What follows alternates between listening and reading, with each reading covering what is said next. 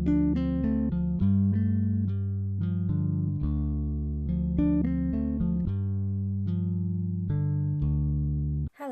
and welcome to another week.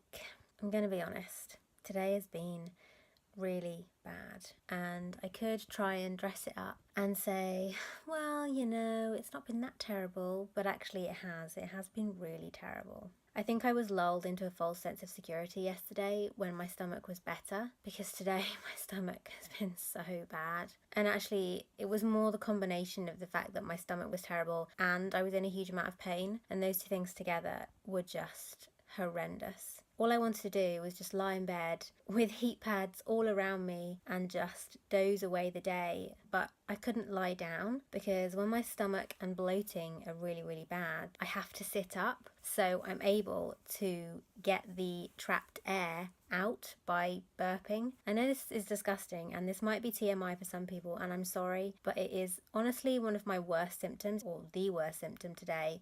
So I'm going to talk about it. As I said, I can't lie down when it's really bad because the air can't get up, and so my stomach just basically swells up and swells up.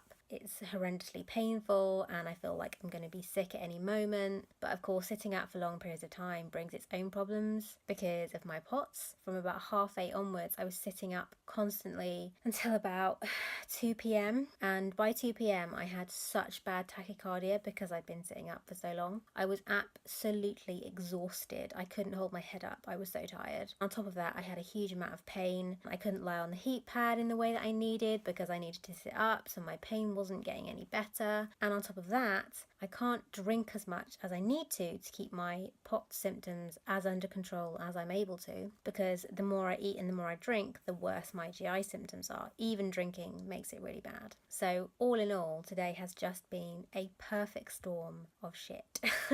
The fact that today has been so bad is making me really anxious for the rest of the week. I need to have a shower tomorrow and wash my hair. I've got an appointment on Wednesday. I'm meeting my therapist in person for the first time. I think I mentioned a few videos ago that there was a possibility of that happening. Well, it's supposed to happen on Wednesday and I'm really scared because of how I've been feeling the last few days, and I don't want to cancel because I don't want her to think that I'm cancelling because my anxieties have got the better of me as opposed to physical problems. And I'm sure she won't think that, but I don't want to have to cancel. It's going to be really, really frustrating if I do. And then on top of that, I've got to try and collect my glasses at some point this week. And then, next week I'm going to Breakspire, and I'm just like, well, what if I'm not better by then? How am I going to travel? How am I going to have the appointment? And if I can't get to the appointment, well, then I'm not going to get my medication. And it's just going round and round in my head. And I know I'm being stupid and letting my anxieties run away with themselves because the Breakspire appointment is over a week away. So much can happen in that time. And if I wake up tomorrow and I feel just as bad, or I don't feel well enough to have a shower and wash my hair, well, then I'll have to change my therapy appointment, and it's not the end of the world.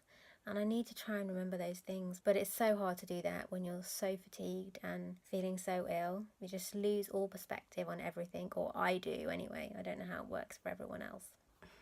I'm still kind of hating these frills, I'm not going to lie. So I made the decision not to have my face-to-face counselling session tomorrow. I'm not sure if I explained it very well yesterday because I was just feeling so terrible. We've been doing Skype sessions for over a year, but we've just never met face to face. But we decided it might enable us to get further with therapy if we were to meet face to face, because it's a different dynamic, isn't it? So it was all arranged, but I decided to postpone it. I'm still going to have a session via Skype, but obviously it's not going to be face to face anymore. It was a really difficult decision to make. I felt like I was giving in to my anxieties. No, I didn't feel like that, but I thought other people would think that, i.e. my therapist. So I sent her this really long, really rambling email explaining every tiny little detail of the situation. She was very kind. She emailed back saying, it's fine, I agree, it's not a good time, so we'll speak on Skype. I was like, oh, Thank you for being so understanding. My stomach is better today. I have been in a lot of pain though.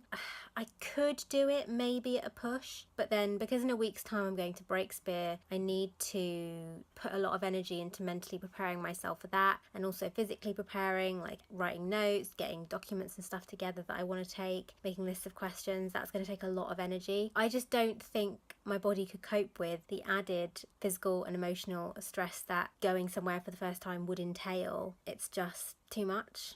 Had my therapy session today via Skype like we usually do instead of in person like it was supposed to be. Definitely think that was the right decision still, because physically I've been all over the place today. Really bad stomach in the morning, headache in the afternoon, and now it's the evening and I'm just exhausted. The session was really good though. I don't think I realised how stressed I was about next week, travelling up to Breakspear, the appointment itself, getting all the prep done in terms of notes, questions, everything. I don't think I realised how stressed I was about all that until the session today, because I basically just word vomited at her for the entire hour. I think the stress levels I've been experiencing over the past week are the reason I'm so bad physically. And that might sound like an obvious thing, but the bad stomach phase, I guess I call it, that I'm in at the moment actually started before I found out I had to go to Breakspear so soon. So I don't think it's entirely caused by the stress, but I don't think the stress is helping it. Yeah, stress and chronic illness, they don't mix, strangely. Who would have thought it? But I am feeling better after my session today. I feel like I've got my head around what I want to talk about in the appointment itself, which is really good, because I was so busy worrying about the travelling that I haven't actually had much time to think about what I want to get out of the appointment. I'm actually going to try and think about the best possible outcome instead of focusing on all the negative things that might happen. I'm going to try and focus on the best possible outcome. I mean, I've never really succeeded in doing that before, but there's a first time for everything, so you never know. My stress levels have been lower today, partly because of my therapy session yesterday. I think that helped a lot, and partly because I got quite a lot of the logistical stuff organised today. So I emailed Breakspear to ask if I could book a private room so I can rest when I get there and after the appointment as well. That means I won't have to go straight from the car to the appointment and then straight from the appointment to the car without having some rest time. It's not going to be a lot, because obviously in a normal day I rest basically all day, but it's something, it's better than nothing, and that was a really big stress point for me, so I'm glad I got that sorted. I also outlined some notes, or I sort of outlined what I want to make notes about. Also, my stomach has been better today, which definitely helped my stress levels go down. Yeah, just overall feeling a bit more on top of things, a bit more together. I mean, I am hesitant to say that because I know I could wake up tomorrow and my stomach will be terrible and I'll just go to pieces again and be really, really stressed, but we'll have to wait and see. This morning I had another one of my weird shaky episodes. It wasn't as bad as ones I've had previously, but it is still so unnerving. I was thinking this morning when it was happening that it kind of feels like the only thing that is keeping me conscious, that's stopping me from passing out, is adrenaline. It just feels like I've got so much adrenaline shooting through my body. My heart's going and I'm feeling, a little bit sick like you do when you get an adrenaline rush. I'm sweating, but there doesn't seem to have been anything that triggered it. It's just happening of its own accord. Sometimes it happens after I eat, sometimes it happens before I eat. It doesn't seem to be triggered by any specific food, by exertion, anything like that. I don't know what to do about it. I really don't. Another day, another theory as to what's causing my shaky episodes. I haven't actually had one today, so therefore I'm analysing exactly what I've done differently today in depth to try and figure out if it had anything to do with the fact that I didn't have a shaky episode. And this is what I've got so far. I think they might be to do with my POTS as opposed to do with my diabetes, because my diabetes is well controlled. Admittedly, I haven't had a checkup in a year, but I'm pretty confident that my blood sugars are low and it's well controlled, as I said. I've mentioned in the past that it does happen before I eat, but it mostly happens after I eat, and it mostly happens in the morning. And everyone knows, or everyone with POTS knows, that it's worse in the morning. And eating large meals or drinking large amounts of fluid can trigger I don't know what to call it, hardly a POTS flare, is it? But it can make your symptoms worse, I guess, what I'm trying to say. Because all the blood in your body goes to your stomach to deal with what you've just eaten, what you've just drunk. And so it takes it away from your extremities, takes it away from your brain, your other organs and stuff like that. So I'm thinking that that might be it. And the reason I thought of that particularly today is that I ate really slowly today at breakfast. And I mean really slowly, like 2 bites a minute. And as I said, I didn't have a shaky episode afterwards. So I think I might be onto something. I hope I'm onto something.